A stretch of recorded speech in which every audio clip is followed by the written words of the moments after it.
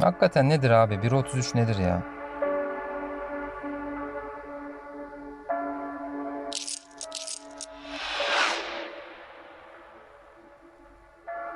Tamam, bence artık uçma zamanı geldi. Ver bakalım şu hesapların bedelini.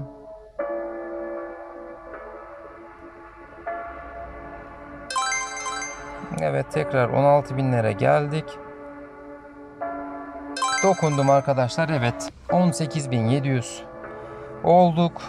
Yani uzun uçacağı belliydi zaten. Bundan sonra da bir tane uzun bekliyorum arkadaşlar.